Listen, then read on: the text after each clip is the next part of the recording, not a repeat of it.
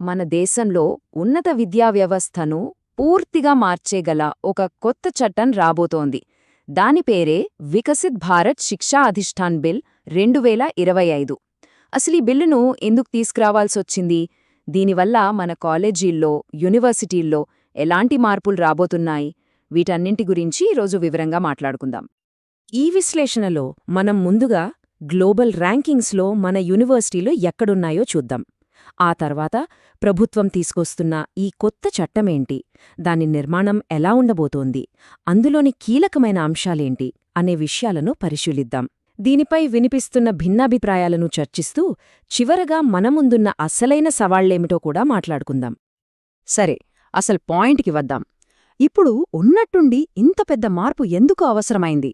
ఈ ప్రశ్నకి సమాధానం మన విద్యావ్యవస్థ ప్రస్తుత పరిస్థితిలోనే ఉంది.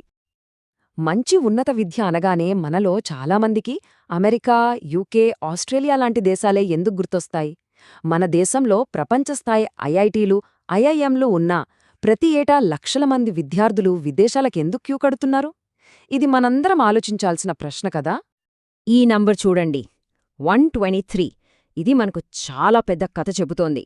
ప్రపంచ ప్రఖ్యాత క్యూఎస్ వరల్డ్ ర్యాంకింగ్స్లో మన దేశంలోనే బెస్ట్ ఇన్స్టిట్యూట్ అని చెప్పుకునే ఐఐటి ఢిల్లీ యాంగ్ ఇది.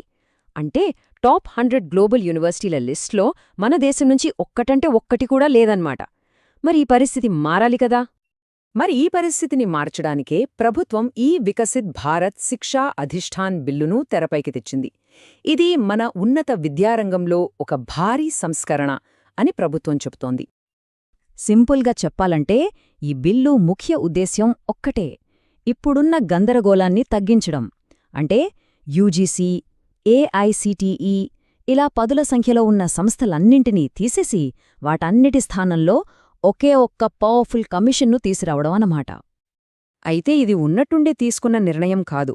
2020లో ప్రకటించిన జాతీయ విద్యా విధానం అంటే నేషనల్ ఎడ్యుకేషన్ పాలసీలో భాగంగానే ఈ బిల్లును రూపొందించారు.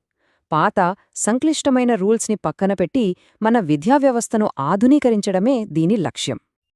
అయితే ఈ కొత్త వ్యవస్థ నిర్మాణం ఎలా ఉండబోతోంది? ఈ ఒకే కమిషన్ కింద పనులన్నీ ఎలా జరుగుతాయి? దాని బ్లూ ప్రింట్ ఏంటో ఇప్పుడు చూద్దాం. ఈ పోలిక చూస్తే మనకే విషయం స్పష్టంగా అర్థమైపోతుంది. పాత సిస్టంలో అనేక సంస్థలు ఉండటం వల్ల ఏ పర్మిషన్ కావాలన్నా, ఏ నిర్ణయం జరగాలన్నా చాలా ఆలస్యమయ్యేది. కానీ కొత్త విధానంలో ఒకే కమిషన్ ఉండటం వల్ల నిర్ణయాలు ఫాస్ట్గా ఉంటాయి, రూల్స్ అందరికీ ఒకేలా క్లియర్గా ఉంటాయి. ఈ ఒకే కమిషన్ కింద 3 ముఖ్యమైన కౌన్సిల్స్ పనిచేస్తాయి. మొదటిది స్టాండర్డ్స్ కౌన్సిల్. ఇది దేశంలోని అన్ని కాలేజీలలో కనీస క్వాలిటీ ఉండేలా చూస్తుంది. రెండవది రెగ్యులేటరీ కౌన్సిల్. ఇది కాలేజీల మధ్య సమన్వయాన్ని, ఫారిన్ యూనివర్సిటీలతో టైఅప్లను చూసుకుంటుంది. ఇక మూడవది అక్రెడిటేషన్ కౌన్సిల్. ఇది ప్రతి కాలేజీకి దాని ఫెసిలిటీస్ని బట్టి రేటింగ్ ఇస్తుంది. దీనివల్ల ఏ కాలేజీ మంచిదో విద్యార్థులు తేలిగ్గా తెలుసుకోవచ్చు. సరే, ఇప్పుడు ఈ బిల్లులో ఉన్న ఓ చాలా ముఖ్యమైన పాయింట్ గురించి మాట్లాడుకుందాం. ఇది మనందర్నీ, ముఖ్యంగా స్టూడెంట్స్, పేరెంట్స్ని నేరుగా ప్రభావితం చేసే విషయం. అదే నకిలీ యూనివర్సిటీల బెడద. ఈ కొత్త చట్టం ప్రకారం కేంద్ర లేదా రాష్ట్ర ప్రభుత్వాల నుంచి సరైన పర్మిషన్ లేకుండా నడిచే ఏ విద్యాసంస్థ అయినా సరే ఇకపై అధికారికంగా నకిలీ అనే ముద్ర వేయబడుతుంది. ఈ విషయంలో చాలా కఠినంగా ఉండబోతున్నారు.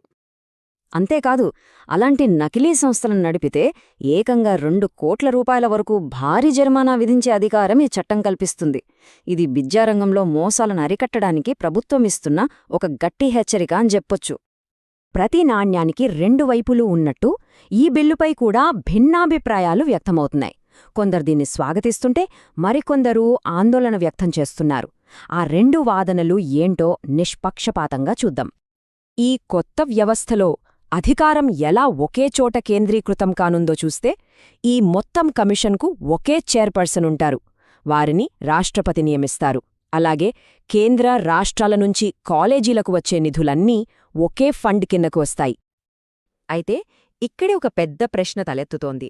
మన రాజ్యాంగం ప్రకారం విద్య అనేది కేంద్ర, రాష్ట్రాల ఉమ్మడి జాబితాలో ఉంది.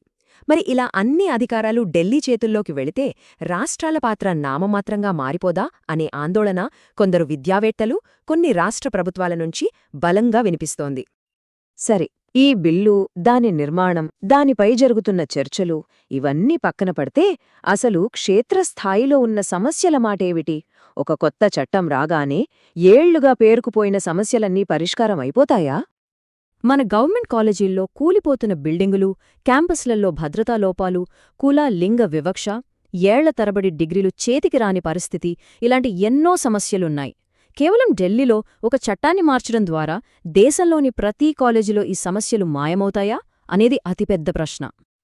ఇక్కడ మనం ఒక ముఖ్యమైన విషయం గుర్తుంచుకోవాలి. ఈ బిల్లు ఇంకా చట్టంగా మారలేదు. ప్రస్తుతానికి దీనిని లోక్సభ, రాజ్యసభ సభ్యులతో కూడిన ఒక జాయింట్ పార్లమెంటరీ కమిటీ పరిశీలిస్తుంది. వాళ్ళిచ్చే రిపోర్ట్ ఆధారంగానే దీని భవిష్యత్తు ఆధారపడి ఉంటుంది. చివరగా ఒక్కటే మాట, మన విద్యా వ్యవస్థలో సంస్కరణలు ఖచ్చితంగా అవసరం, అందులో సందేహం లేదు. కాని ఆ మార్పులు కేవలం కాగితాలపై ఉంటే సరిపోతుందా? ప్రతి విద్యార్థి జీవితంలోనూ కనిపించాలా? చట్టాలను మార్చడం ఒక ముందడుగు మాత్రమే. కాని క్షేత్రస్థాయిలో ఉన్న అసలైన సమస్యలను పరిష్కరించకుండా మనం ఆశించిన ఫలితాలు సాధించగలమా? ఆలోచించాల్సిన విషయం.